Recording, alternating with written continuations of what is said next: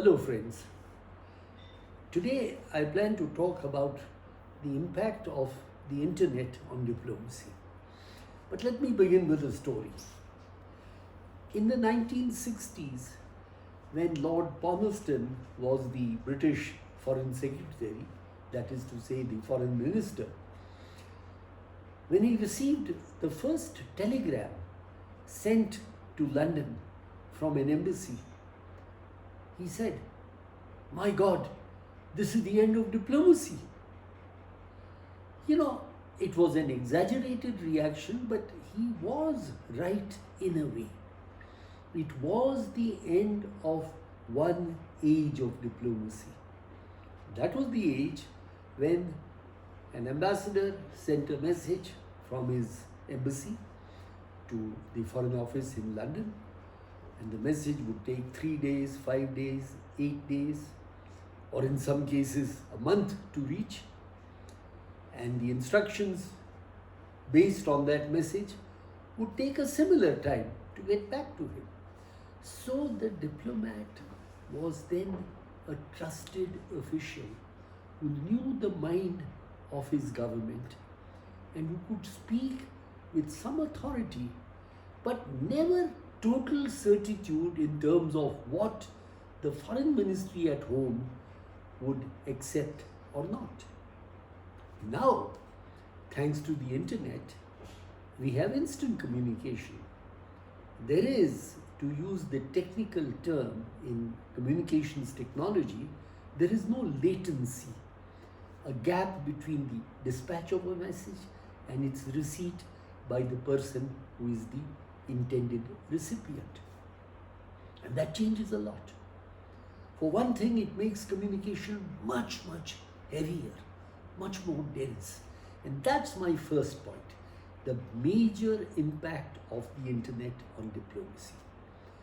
And what I intend to put across is that the means have changed, the processes have changed, but the basics of diplomacy, the basics of building relationships are unchanged, but they take place in a new environment at greater speed, greater density of messages, greater complexity of issues that come up, etc. Let me add another point, and that is important. Today's companies, foreign ministries, government agencies rely on an internal network that is internet based. These are called virtual private networks. They are also called intranets. If a foreign ministry today does not use an intranet, a full-scale system within which it's a kind of ecosphere which connects embassies, consulates on the one side, and the foreign ministry and the headquarters and the office of the head of government on the other side. All of them are networked. And that makes for some unusual types of joint working. I'll give you an example. In the old days, say an event took place in Japan, and the French government wanted to know the impact of that development on their own relationship. It may be economic exchanges, it could be political exchanges, whatever. So the embassy in Tokyo, the French embassy, would write a report. That report would be copied to other neighboring embassies, the embassy in Moscow, the embassy in Beijing, the embassy in Seoul, etc. And maybe the embassy in the United States as well. They would send in their own reports. And the foreign ministry then had to go through all these and make the connections and say, this seems to be the dominant trend. Now you have a situation where the embassy writing the main report consults with the embassies in the neighborhood, the other connected embassies, the other embassies that are concerned with that issue. and they produce a joint message. And life is so much simpler, so much nicer, that the foreign ministry gets a unified single document that frames together all these perspectives. And that's a plus for diplomacy. But the really big change, and you remember I talked about it earlier when I talked about foreign ministries and embassies. The embassy now is virtually treated as the chaps in the next room. We can't go and meet them, but it is as if they are connected with us all the time, and we can talk to them through the walls, through our private communication channels, whatever it may be, but we are in constant communication. So that is a change. What has not changed are the basics of building relationships, of pursuing relationships. And I will get to this in another episode, which will talk about some of the new developments in bilateral, regional, and multilateral diplomacy. The other big change is that public diplomacy has a new face now. It has a new way of functioning. The social media, everybody uses the social media virtually, and embassies, ambassadors, third secretaries have their own accounts with Twitter or WeChat or Facebook or whatever, and they send out their own communications in their official ranks, in their official personalities. Some foreign ministries don't allow that, but the majority now more and more permit that. The British have a very nice expression. They call it the doctrine of presumed competence, which is to say that we trust our officials to know what they should or should not say. Occasionally mistakes are made, they deal with those in a positive, practical way.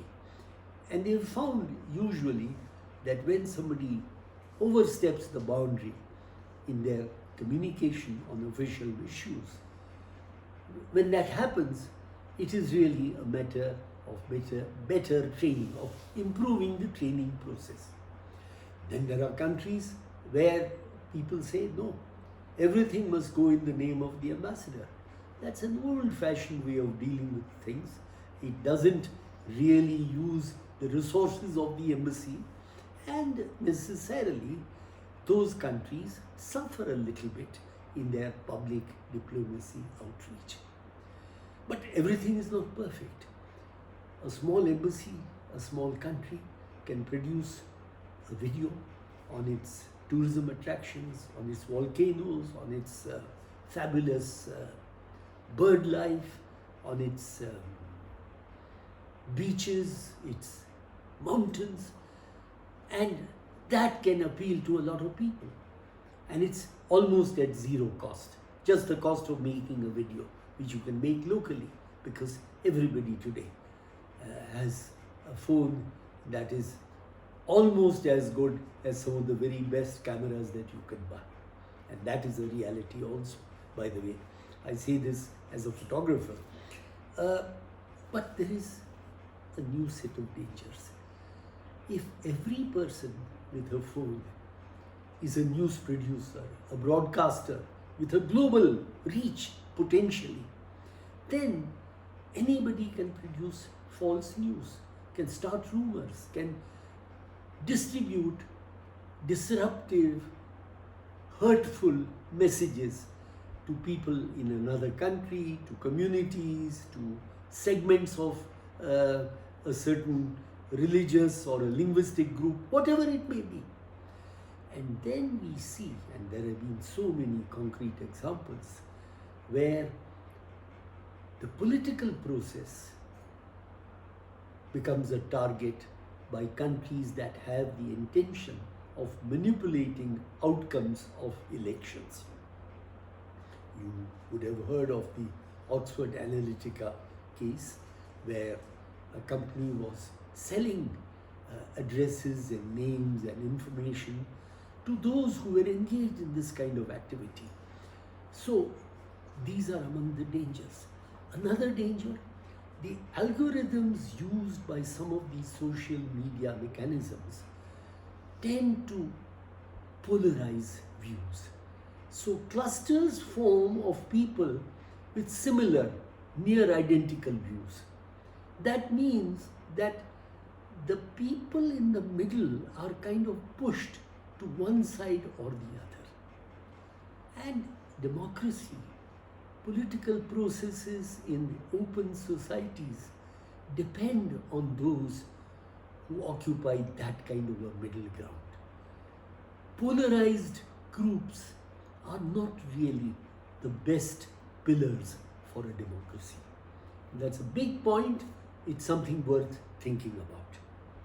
And let me make my last point, which is that the internet age has produced lots of experimentation.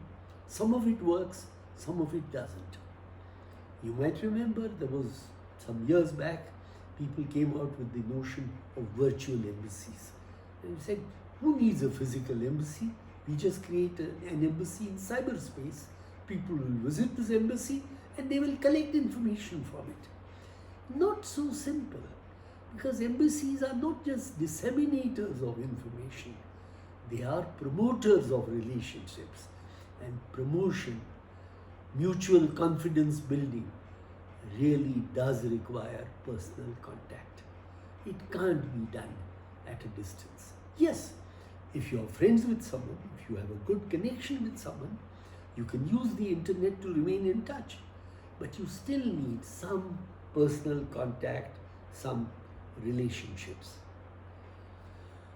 So what is the virus epidemic, the COVID epidemic, pandemic going to do? Well, it's already changed the ways in which companies and entities, including foreign ministries, work. We rely much more on virtual presence. We rely on new technology methods that allow us to come together in private groups, personal groups, and groups in which official business is conducted. The Indian Prime Minister yesterday had a 6-hour meeting with all the chief ministers of India. He sat in Delhi, each chief minister sat in his state capital, and they were connected in a tightly run, confidence enabling mechanism, which today is possible. The G20 group had a conference on COVID-related outcomes, how to deal with the fallout of the pandemic, again through the virtual process. So all this will change. Very likely, multilateral diplomacy will also more and more take place through distance learning, distance contacts, and foreign ministry education, foreign ministry training programs will shift more and more to online platforms. I think I've said enough. I want to end with a different thought. That is, how is the internet governed? Who runs the internet? Well, that's a big, complicated story. But in essence, it is run today by an American corporation, which has many advisors, many countries joined in a consultation process with that entity, but it is still run in a certain way.